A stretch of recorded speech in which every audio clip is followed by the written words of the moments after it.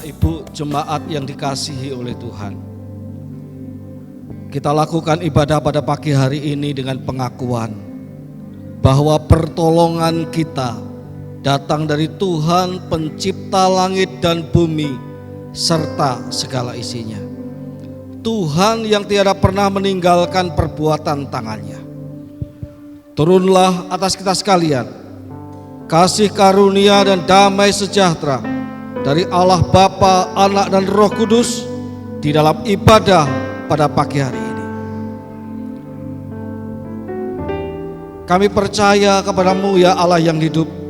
Kami mengalami Engkau ya Allah yang hidup dalam kehidupan kami. Kami menikmati pertolongan-Mu, kasih karunia-Mu dalam kehidupan ini. Dan hari ini kami orang-orang yang Engkau kasihi, yang telah Engkau selamatkan, kami berkumpul bersama-sama di gereja ini. Kami mau mengagungkan Engkau, beribadah kepada Allah yang hidup, Allah yang layak dipuji dan disembah. Kami percaya biarlah sukacita hati kami bertemu dengan sukacita-Mu ya Tuhan. Dan kami boleh bersama-sama bersama dengan Engkau menikmati keindahan-Mu, menikmati kebesaran-Mu ya Tuhan. Mari urapi kami semua hamba-hamba-Mu. Mari Engkau urapi kami semua jemaat-Mu yang boleh hadir dalam ibadah pertama ini. Tuhan memberkati ibadah ini dari awal sampai pada akhirnya. Di dalam nama Tuhan Yesus kami berdoa. Amin. Selamat beribadah. Tuhan Yesus memberkati kita semua. Bersyukurlah.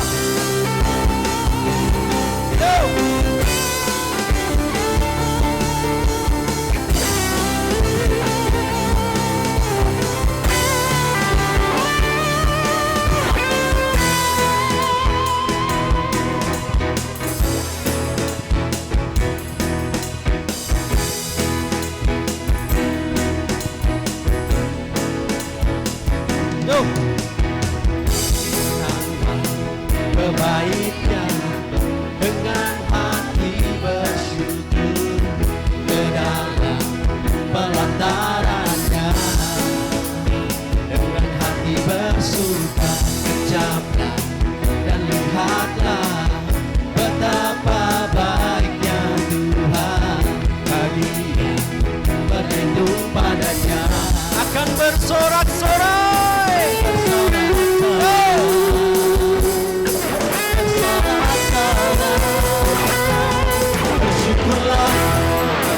Tuhan, sebab Dia baik, bahwasanya selamanya kasih setianya. Bersyukurlah kepada Tuhan, sebab Dia baik, bahwasanya selamanya kasih setianya.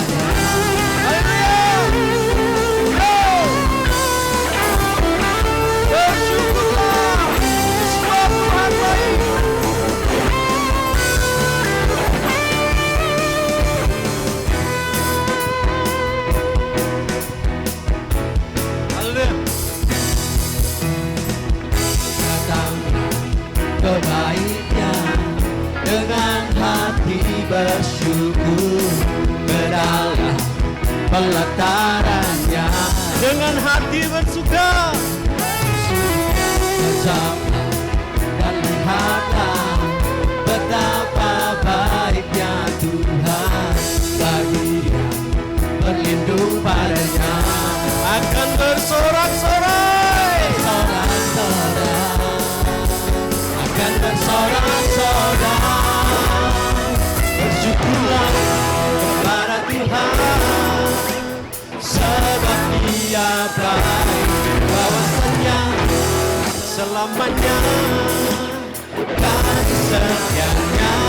Bersyukurlah kepada Tuhan, sebab Dia baik, bahwasanya selamanya kasih setianya. Bersyukurlah kepada Tuhan, akan kesetiaan.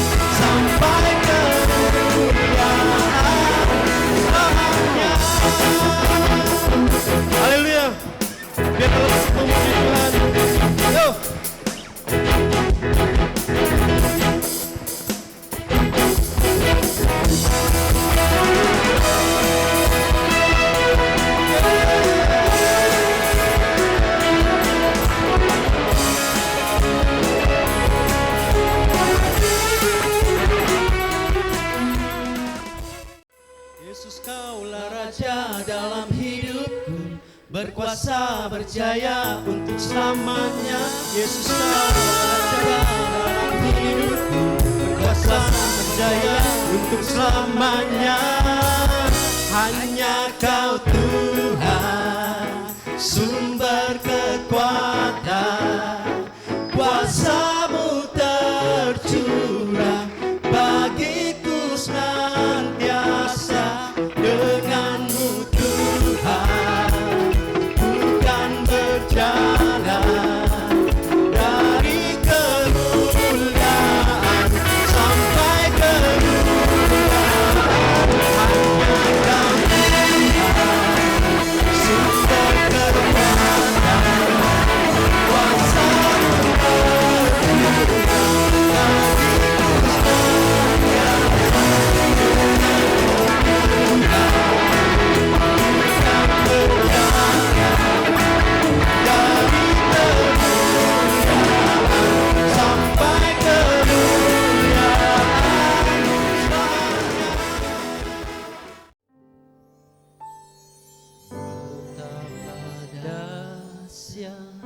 Engkau Tuhan, pencipta segala yang ada. Dulu sekarang sampai selamanya. Hanya Engkau Tuhan. Tak terselami pikiran, tak terukur panjang setiamu.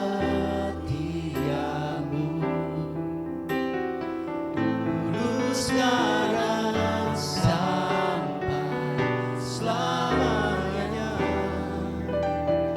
Hanya Engkau Tuhan. Ku sembah Engkau Yesus, hanya Engkau.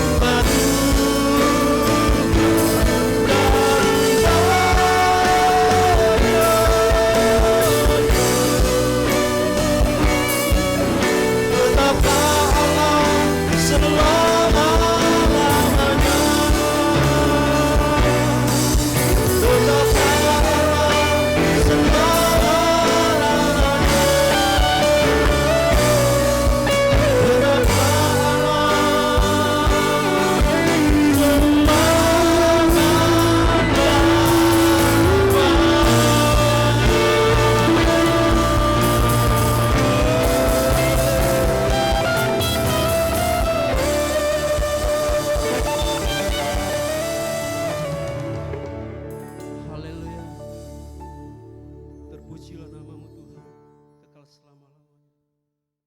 Kami sungguh mengucap syukur kepada Allah yang hidup. Inilah yang membedakan kami dalam kasih karunia-Mu ya Tuhan. Sesungguhnya kami mendapatkan bagian kekal di dalam Allah. Kami sungguh mengucap syukur. Bagian yang kekal yang Kau sediakan di dalam kehidupan kami ini. Makasih Tuhan, kami anak-anak-Mu ini sebentar lagi mau mendengarkan firman-Mu. Sebelum kami boleh persekutuan dengan tubuh dan darah-Mu, pimpinlah kami untuk memahami kehendak-Mu Tuhan. Lembutkanlah hati kami, siapkan diri kami untuk menerima benih firman Tuhan. Kami percaya Allah Roh ada bersama-sama kami, turut bekerja dalam pemberitaan firman-Mu ini, buat kami memahami dan memampukan kami melakukan kehendak-Mu. Berfirmanlah ya Tuhan, kami siap mendengarnya. Di dalam nama Tuhan Yesus kami berdoa. Amin. Silakan duduk Bapak Ibu sekalian.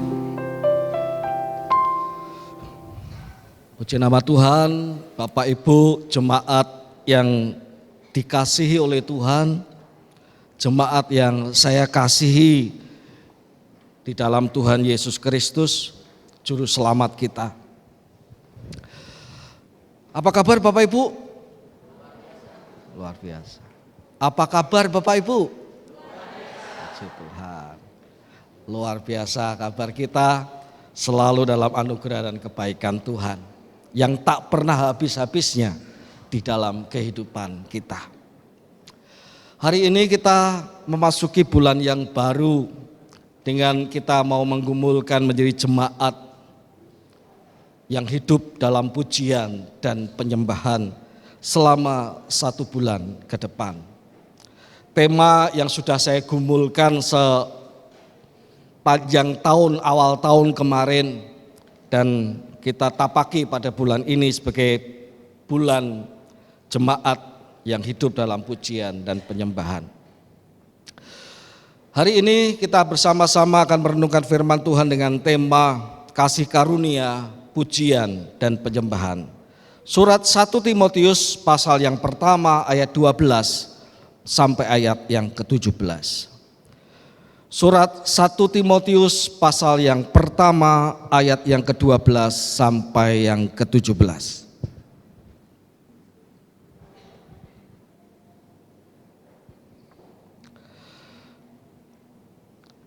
Ayat 12 akan saya bacakan sampai ayat 17, kita menyimaknya dengan baik. Aku bersyukur kepada Dia yang menguatkan aku, yaitu Kristus Yesus Tuhan kita. Karena Ia menganggap aku setia dan mempercayakan pelayanan ini kepada aku. Sekalipun aku tadinya seorang penghujat, penganiaya, dan orang yang ganas, namun aku telah dikasihinya, karena semuanya itu telah kulakukan tanpa pengetahuan di luar iman. Malah anugerah Tuhan kita itu telah dikaruniakan dengan limpahnya kepadaku, dengan iman dan kasih dalam Kristus Yesus. Perkataan ini benar dan patut diterima sepenuhnya. Kristus Yesus datang ke dunia untuk menyelamatkan orang berdosa. Dan di antara mereka, akulah yang paling berdosa. Namun justru karena itu aku dikasihani, agar dalam diriku ini sebagai orang yang paling berdosa, Kristus Yesus menunjukkan seluruh kesabarannya. Dengan demikian, aku menjadi contoh bagi mereka yang kemudian percaya kepadanya dan mendapat hidup yang kekal. Hormat dan kemuliaan sampai selama-lamanya bagi Raja segala zaman, Allah yang kekal, yang tak nampak dan yang esa. Amin. Bapak Ibu jemaat yang dikasihi oleh Tuhan, dalam hidup kita tak jauh dari puji-pujian. Kalau tidak juga dapat dikatakan kita tak jauh pula dari penyembahan. Apalagi sebagai orang percaya kita sudah terbiasa mendengar praise and worship, pujian dan penyembahan yang ditujukan kepada Tuhan. Malah sebenarnya dalam hal pujian kita mengenal dalam kehidupan kita sehari-hari. Bukankah orang yang sehat itu adalah orang yang sanggup menerima pujian, tetapi sekaligus juga orang yang mampu memberikan pujian kepada orang lain, ya. Konon orang yang sehat secara jiwa itu orang yang kalau dipuji itu yang terima pujian itu, ya. Bukan dengan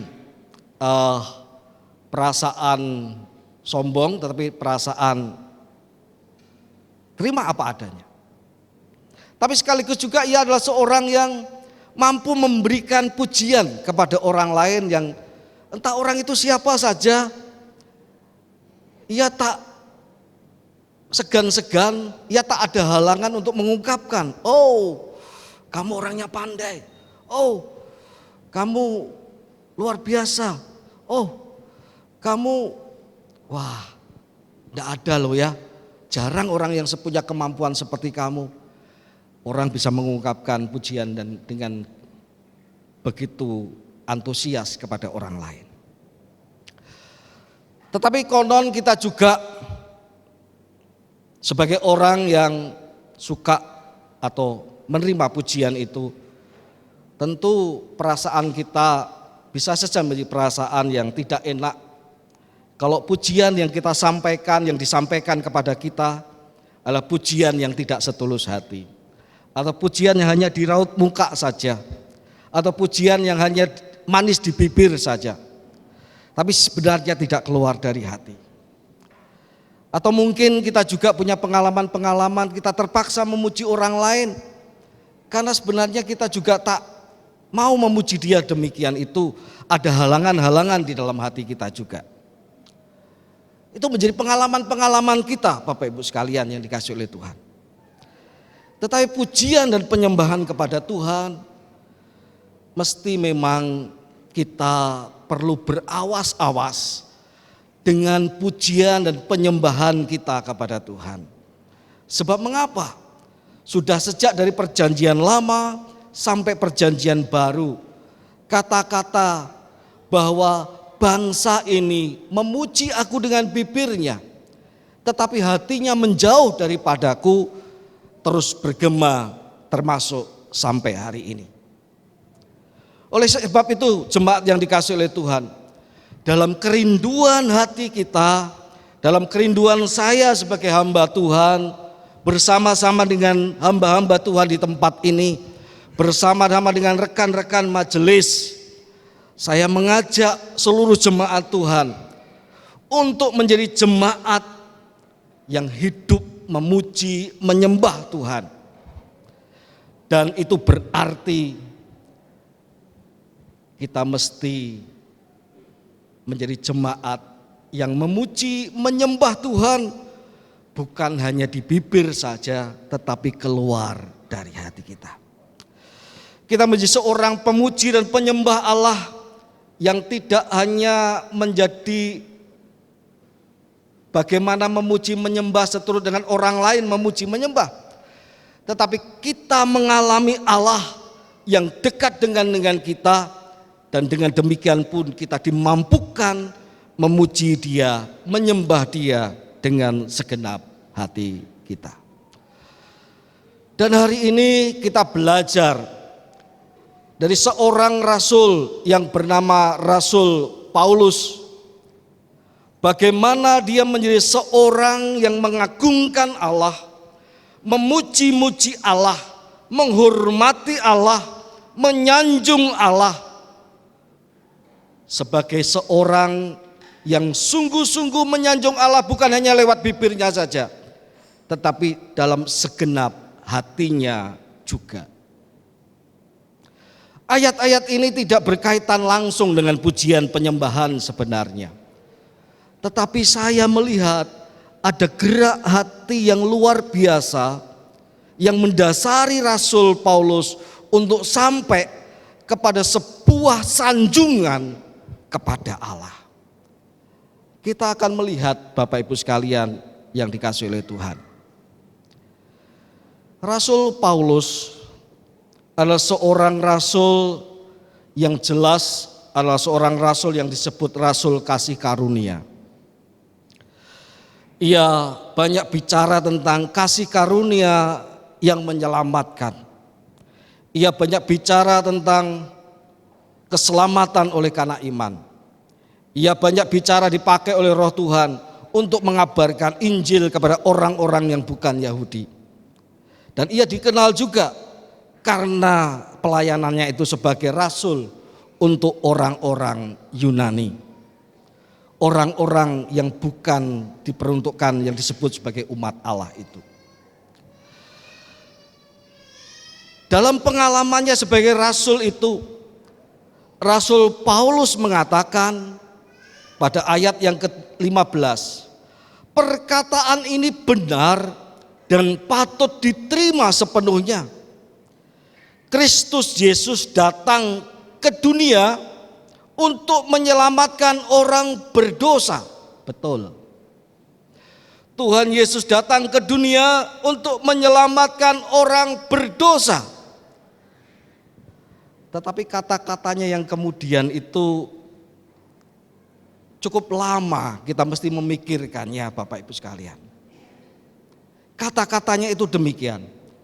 Dan di antara mereka, akulah yang paling berdosa. Wow. Di antara semua orang di dunia ini, Rasul Paulus berkata, akulah yang paling berdosa. Bukankah ini sebuah kata-kata hiperbol, sebuah kata-kata yang dibesar-besarkan gitu ya? Bukankah lebih banyak orang yang lebih jahat daripada Rasul Paulus? Bukankah di dunia ini ada banyak orang yang berdosa, kalau mungkin dosa itu dikategorikan dengan timbangan? Bukankah tetap ada orang yang paling berdosa, lebih paling daripada Rasul Paulus? Tetapi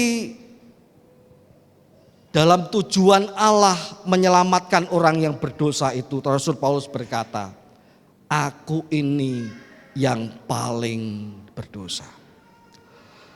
Kalau dalam terjemahan lain dikatakan, aku itu yang terkemuka loh ya, dalam hal dosa. Aku yang paling terkemuka. Aku yang paling di depan dalam hal berbuat dosa itu. Apakah dengan berkata demikian Rasul Paulus mau mengajarkan kepada kita bahwa kita ini tetap orang yang berdosa di hadapan Tuhan, dan kasih karunia itu sebenarnya bukan sesuatu hal yang sebagaimana kita dengarkan hari-hari ini? Apakah Rasul Paulus sedang mengajarkan bahwa kita diminta untuk menengok ke belakang, dan tengokan ke belakang itu juga yang membanjiri pikiran kita hari ini sebagai orang yang masih berdosa, bahkan yang paling berdosa di muka bumi ini? Jawabnya tidak, Bapak Ibu sekalian. Sebab firman Allah sebagaimana diucapkan juga dalam surat Korintus, barang siapa ada di dalam Kristus, ia ciptaan baru. Sesungguhnya yang lama sudah berlalu, yang baru itu sudah datang. Artinya dalam kasih karunia Allah, setiap orang yang beriman kepada Tuhan Yesus Kristus adalah ciptaan baru. Yang berdosa sudah ia tinggalkan, disalibkan bersama dengan Kristus, dan hidup di dalam Kristus sebagai sebuah ciptaan yang baru. Bukankah Rasul Paulus sendiri berkata pada ayat awal-awalnya betapa ia membuat garis tegas antara hidupnya yang dahulu dengan hidupnya yang sekarang. Coba kita lihat dari ayat yang ke-13 tentang hidupnya yang dulu. Tadinya aku ini seorang penghujat, penganiaya, dan orang yang ganas. Dia katakan itu dalam ayat 13. Aku ini tadinya itu ya sebelumnya. Aku ini sebelumnya, sebelum ketemu dengan kasih karunia Tuhan, sebelum mengalami kasih karunia Tuhan, sebelum beriman kepada Tuhan Yesus Kristus, aku ini adalah seorang penghujat, seorang penganiaya, seorang yang ganas. Kita tahu sendiri, Rasul Paulus itu hidupnya bagaimana. Ia begitu giat menganiaya jemaat Tuhan. Dari kota ke kota, ia bermaksud memberikan persembahan perbuatan yang terbaik menurut keyakinan yang ia yakini sebagai seorang Farisi. Ia penganiaya jemaat. Ia seorang yang tidak segan-segan melakukan semuanya itu dan merasa berbuat seolah-olah semuanya itu untuk Tuhan. Dan kita tahu sendiri bagaimana Rasul Paulus berkata, semuanya itu sampah bagiku. Begitu? Ya, Rasul Paulus berkata, hidupku yang lama yang kubanggakan itu, yang hidupku yang seperti itu tadi sampah bagiku karena Kristus. Dan kita lihat pada ayat 12, hidupnya yang baru itu seperti apa. Aku bersyukur kepada Dia, yaitu kepada Tuhan Yesus, yang menguatkan aku, yaitu Kristus Yesus Tuhan kita. Karena Ia menganggap aku setia dan mempercayakan pelayanan ini kepadaku. Jadi kalau dulu itu Rasul Paulus itu seorang penghujat, penganiaya, seorang yang ganas. Sekarang ia berubah oleh karena Yesus Kristus. Ia menjadi seorang yang dikuatkan oleh Tuhan. Ia menjadi seorang yang dianggap setia oleh Tuhan. Ia adalah orang yang dipercayakan pelayanan oleh Tuhan. Jadi kata-kata Rasul Paulus, di antara mereka, di antara orang-orang berdosa itu, akulah yang paling berdosa. Di antara orang-orang berdosa itu, akulah yang paling terkemuka dalam hal dosa. Tidak sedang mengajarkan kepada kita orang percaya untuk menyadari diri kita itu orang yang berdosa sekarang ini dan kemudian mengesampingkan karya kasih karunia Allah di dalam kehidupan kita. Kita sedang tidak diajar untuk ada di dalam menyadari dalam kungkungan dosa terus menerus, ada di dalam keterbelengguan terus menerus, ada di dalam keterpenjaraan terus menerus, ada di dalam perbudakan dosa terus menerus. Kalau demikian, apakah arti kasih karunia Allah dalam kehidupan kita? Ada seseorang yang berkata kepada seorang hamba Tuhan, Pak, tolong Pak, doakan. Karena di lantai 3 rumah saya Pak, itu ada penunggunya.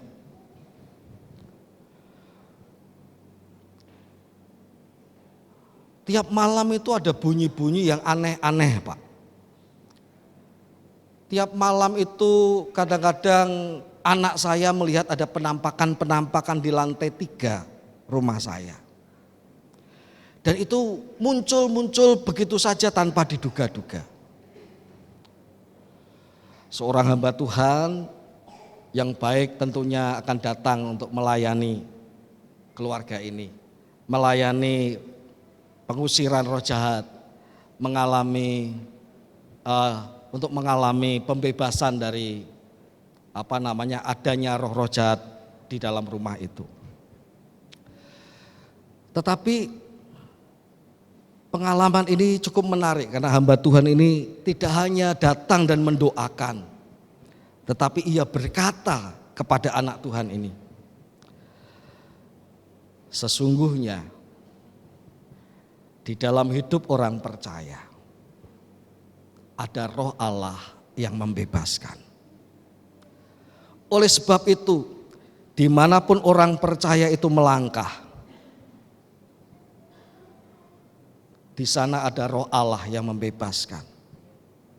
Apa yang ditapaki oleh orang ini adalah tapak-tapak pembebasan yang dikerjakan oleh roh Allah di dalam dirinya. Oleh sebab itu, tidak ada lagi tempat yang wingit atau tempat yang yang menggetarkan bagi orang-orang percaya. Sebab ia tahu bahwa di dalam dirinya ada roh pembebas, roh Allah yang membuat ia tidak terbelenggu. Dan hamba Tuhan ini berkata, saya mau berdoa sekali lagi, bukan hanya untuk tempat itu, tetapi untuk dirimu. Supaya engkau tahu bahwa roh Allah yang padamu itu sanggup membebaskanmu dari segala ancaman, bahwa kamu sudah dibebaskan Allah, dan dimanapun kamu berada, kamu menjadi orang yang tidak lagi dibelenggu oleh roh-roh jahat. Kamu menjadi orang yang tidak takut bahwa kalau lantai 3 itu ada penunggunya. Kamu tahu bahwa kalau kamu menapaki lantai 3 di sana, roh-roh jahat itu akan pergi. Karena apa? Karena seorang yang beriman kepada Allah, yang sudah dibebaskan Allah hidupnya itu, hadir di tempat itu.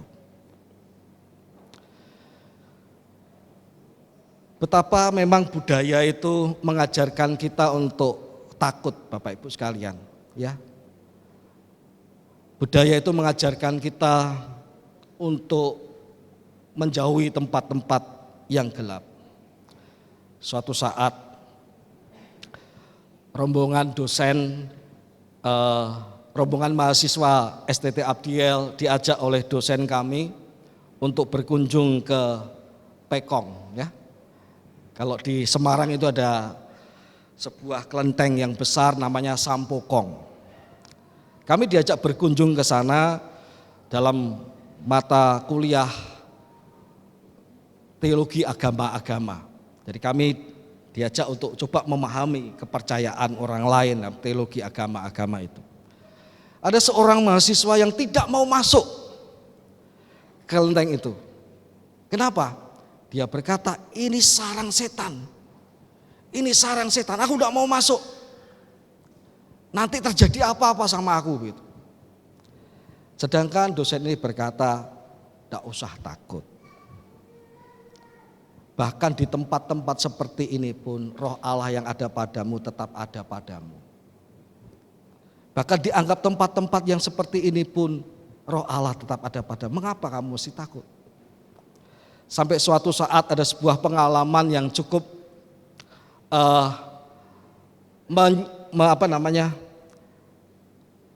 cukup jenaka, Bapak Ibu, cukup lucu.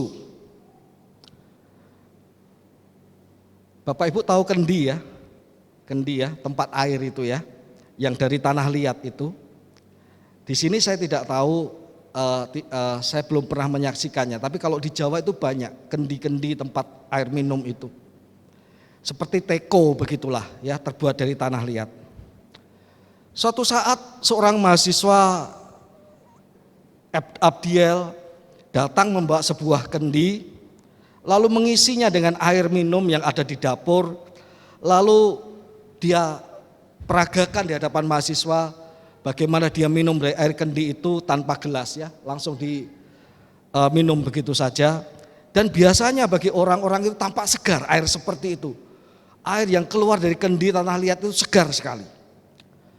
Lalu berebutlah mahasiswa yang lain untuk minum dari air kendi yang sama.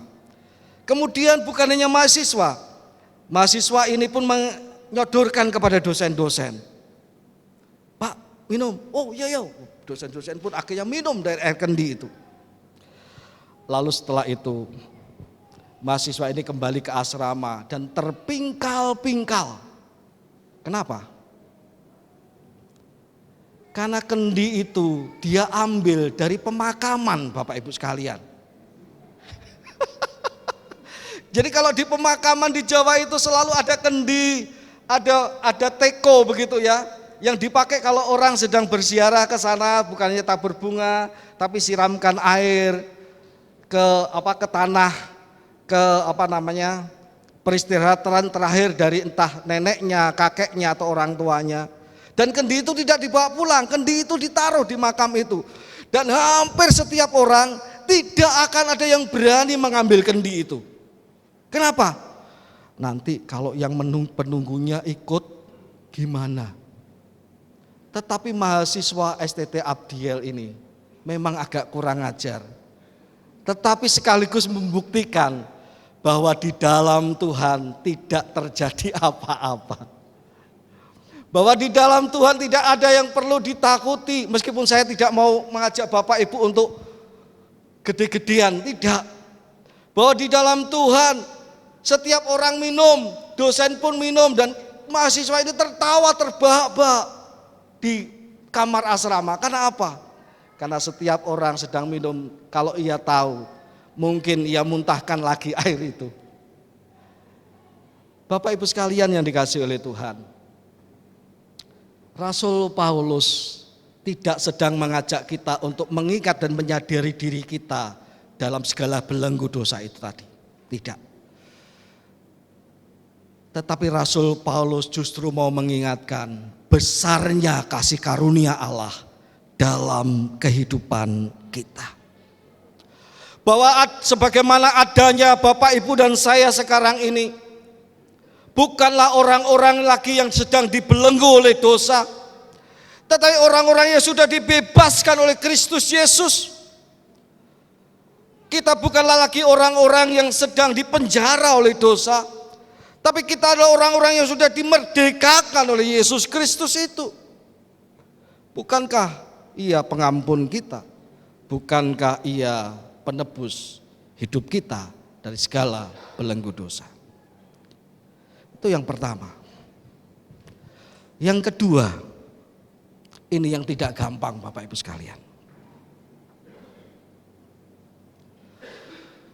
Rasul Paulus sedang mengajak kita untuk meneladani contoh yang ia berikan.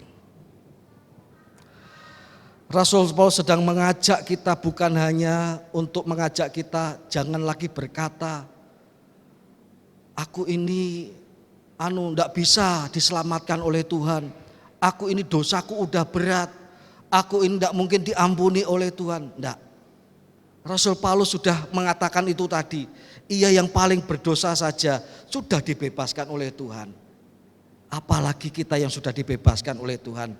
Kita pasti sudah bebas, sebebas-bebasnya sama seperti Rasul Paulus. Tetapi yang kedua ini yang tidak gampang Bapak Ibu sekalian.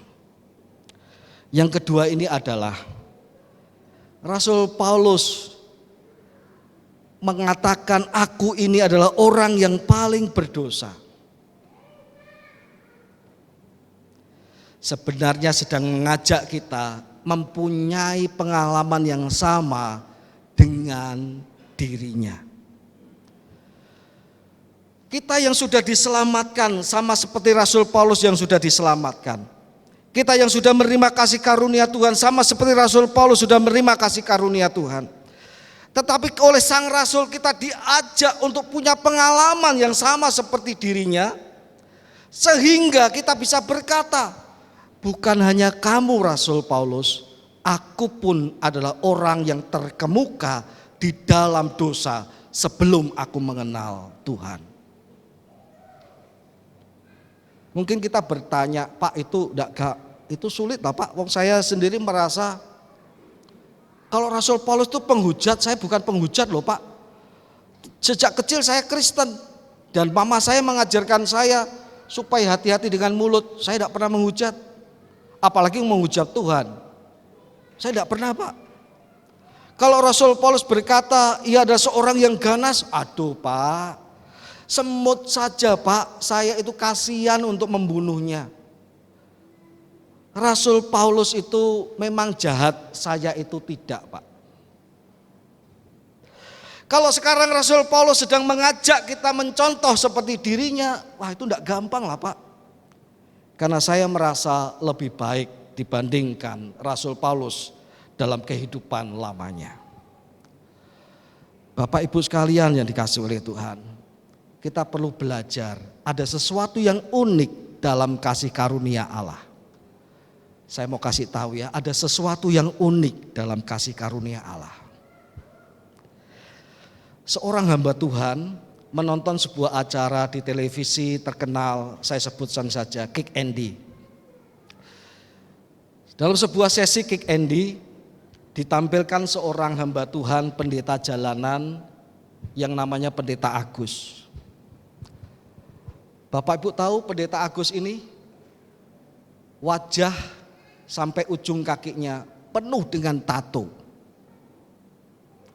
Tapi dia seorang pendeta.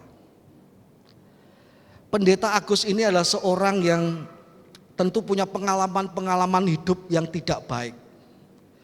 Punya pengalaman-pengalaman kejahatan yang pernah ia lakukan. Tapi di acara Kick Andy itu dia menyaksikan bagaimana Tuhan memanggil dia dan memakai dia sebagai seorang pendeta jalanan. Dia melayani anak-anak di bawah kolong jembatan, dia melayani anak-anak yang terabaikan, ia memberikan les gratis dan lain sebagainya. Lalu seorang pendeta ketika nonton acara itu berkata, kok aku merasa aku tidak lebih baik dari Pendeta Agus ini. Aku memang bukan tidak pernah hidup dalam dunia hitam seperti Pendeta Agus pernah alami. Aku memang tidak pernah punya masa lalu seperti yang Pendeta Agus pernah lakukan. Tetapi kok ketika aku mendengar kesaksiannya, aku merasa aku tidak lebih baik daripada dia.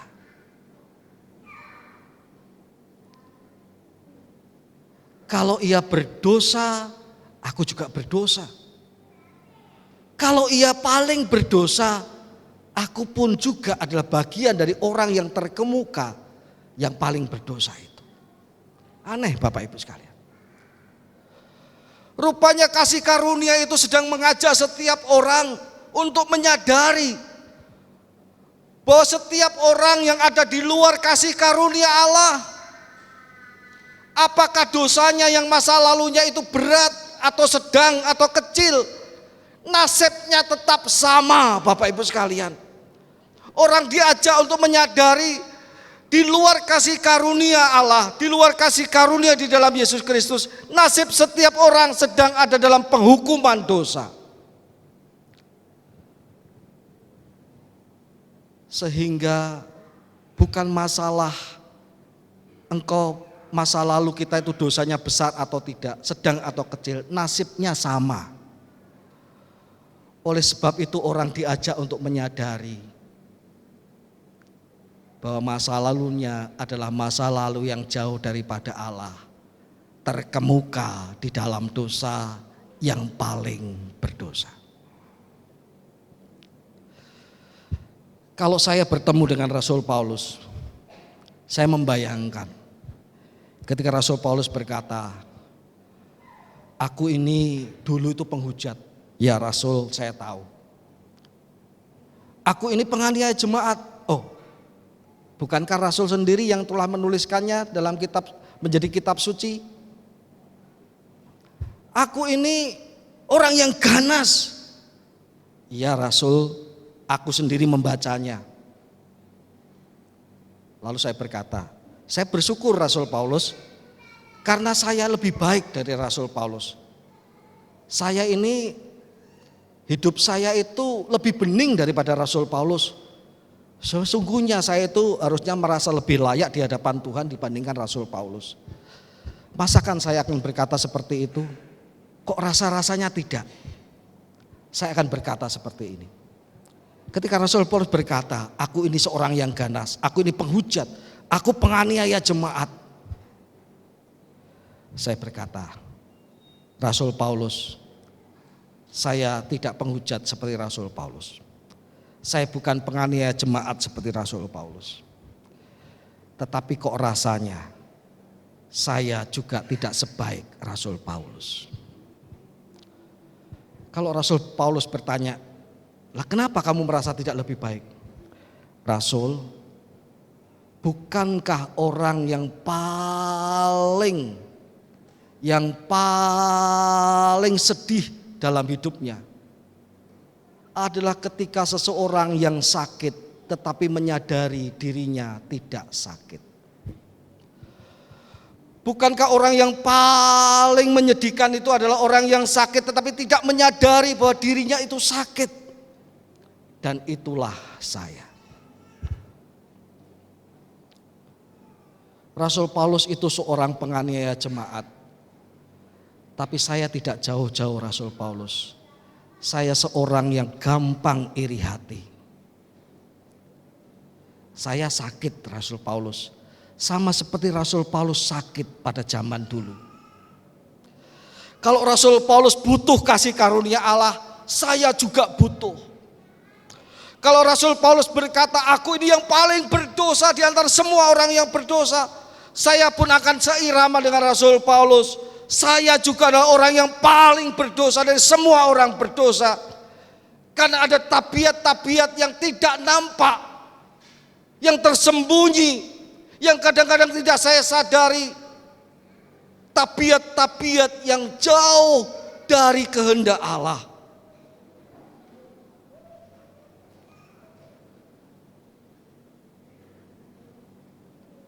Makanya Rasul, kalau sekarang itu saya ada dalam kasih karunia Allah sama seperti Rasul Paulus ada dalam kasih karunia Allah, maka efeknya sama. Kalau orang yang ada dalam penghukuman Allah di luar kasih karunia ada dalam penghukuman Allah, maka orang yang ada dalam kasih karunia Allah nasibnya sama, yaitu hidup yang kekal oleh iman kepada Yesus Kristus. Oleh sebab itu Rasul Paulus berkata, aku menjadi contoh bagi mereka yang kemudian percaya kepada Tuhan Yesus dan mendapatkan hidup yang kekal.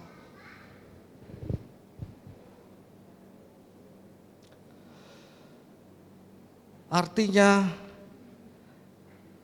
kasih karunia Allah itu membuat setiap orang itu bergelora hatinya. Bukan masalah masa lalu hidupnya berat atau kecil. Kalau setiap orang merasa bahwa ia layak dihukum, siapapun dia layak dihukum oleh Allah. Tetapi kemudian karena kasih karunia Allah, ia diselamatkan oleh Allah. Ia dilepaskan dari belenggu dosa. Ia menerima kehidupan yang kekal sebagai sebuah anugerah. Bukankah itu sebuah nasib yang sama yang perlu disyukuri dengan gembira, dengan sorak-sorai? Itulah sebabnya saya membayangkan ketika Rasul Paulus sedang menuliskan suratnya ini kepada Timotius. Ketika ia mencatat perbagian-perbagian sebagai sebuah pengakuannya. Aku ini begini-begini. Tetapi sekarang oleh kasih karunia Allah, aku telah diubahkan. Lalu ia mencatat begitu rupa dan sampai pada pengakuan, sesungguhnya dulu di antara mereka yang berdosa, aku ini yang paling berdosa. Tetapi sekarang aku menjadi contoh bagi setiap orang, bahwa aku yang paling berdosa ini mendapatkan kasih karunia yang sama berharganya dengan banyak orang di muka bumi ini yang menerima kasih karunia yang sama. Lalu meloncatlah Rasul Paulus. Dari tulisan pengakuan yang biasa, kemudian meloncat pada kata-kata pujian dan pengagungan kepada Allah di di ayat ke-17. Hormat dan kemuliaan sampai selama-lamanya bagi Raja segala zaman, Allah yang kekal, yang tidak nampak dan yang esa. Amin. Buat apa ayat 17 itu? Kalau tidak ada luapan kegembiraan karena kasih karunia Allah yang ia alami dalam hidupnya. Bapak Ibu sekalian, dari semua yang kita dengarkan firman Tuhan pada pagi hari ini, sebenarnya sedang membawa kita pada satu bagian yang penting. Pujian dan penyembahan yang tulus, yang tidak pura-pura, adalah pujian dan penyembahan yang digerakkan oleh kasih karunia Allah di dalam hidup kita. Pujian dan penyembahan kepada Allah yang tidak hanya di bibir, adalah pujian dan penyembahan kepada Allah yang digerakkan oleh kasih karunia Allah yang bekerja dalam hati kita. Saya menyadari penuh musik adalah bagian penting dalam pujian penyembahan. Tidak pernah saya menyangkalinya, tidak pernah saya meremehkannya. Meskipun saya bukan seorang musisi atau orang yang diberi talenta bermain musik. Tetapi saya mau katakan, instrumen musik yang paling utama, instrumen penyembahan yang paling utama, instrumen pujian yang paling utama bukanlah alat-alat musik. Instrumen yang paling utama itu adalah hati kita. Apakah hati kita diliputi dengan ucapan syukur karena kasih karunia Allah dalam hidup kita? Apakah kasih karunia Allah itu sungguh begitu berarti dalam hidup kita? Kalau kasih karunia Allah itu ada dalam hati kita, kasih karunia Allah itulah yang akan membuat kita melompat, memuji Allah, mengagungkan Allah, memuliakan Allah. Bahkan jika tanpa musik sekalipun. Sebab kasih karunia Allah itulah yang akan memetik dawai dalam hati kita. Sebab kasih karunia Allah itulah yang akan memencet tuts-tuts piano yang ada dalam hati kita. Karena kasih karunia Allah itulah yang akan mendetakkan dentuman drum di dalam hati kita. Kasih karunia Allah itulah instrumen paling utama di dalam pujian dan penyembahan. Musik mengiringi berikutnya, menguatkan akan pujian dan penyembahan itu. Maka hari ini saya mengajak Bapak Ibu sekalian, Bapak Ibu, pujian dan penyembahan memang berkata, oh musiknya keren, oh pemain pujiannya bagus, hari ini ngangkat doa penyembahannya, pujiannya ngangkat.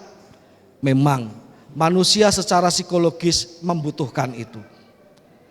Tetapi saya mau katakan, yang paling utama di dalam pengiringan kepada Tuhan bukanlah hal psikologisnya, tetapi manusia rohani, manusia batiniahnya. Kalau kasih karunia Allah itu menggerakkan hati kita, dan betapa kita berharganya kasih karunia Allah dalam hidup kita, saat itu juga kita diajak menyembah Allah secara luar biasa.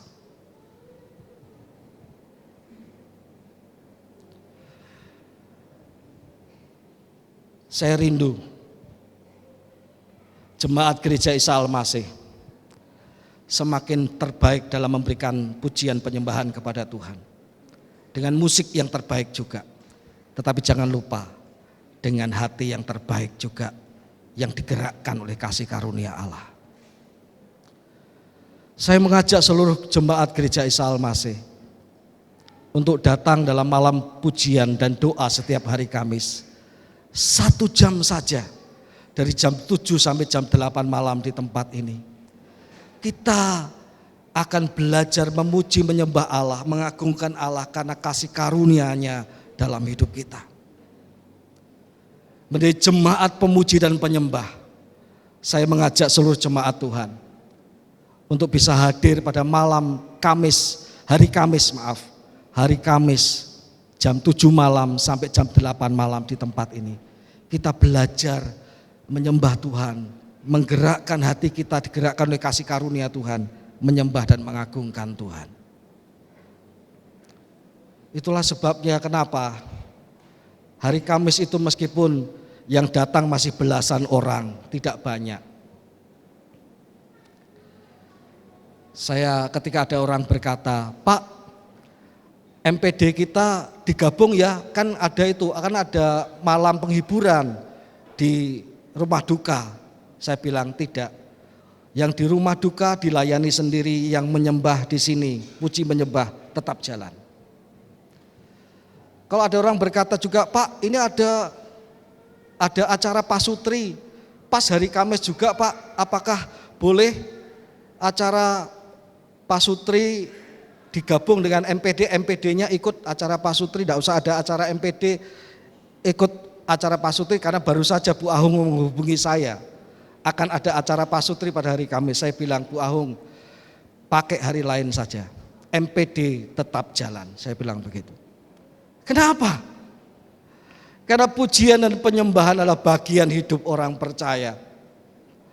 Dan bagian kecilnya adalah hari Kamis itu. Kita memuji menyembah Tuhan, kita berdoa bersama-sama, kita satukan hati kita. Meskipun hanya 1 jam saja. Tetapi di sanalah kita diajar untuk menjadi jemaat pemuji dan menyembah selain pada hari Minggu.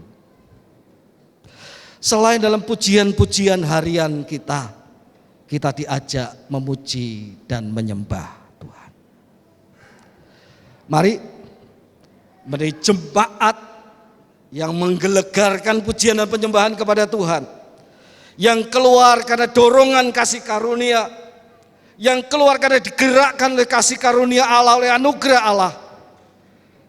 Dan biarlah melalui itu gereja Tuhan ini dibangun kerohaniannya. Melalui itu juga gereja Tuhan ini dibangun kedekatannya dengan Tuhan. Tuhan memberkati kita semua.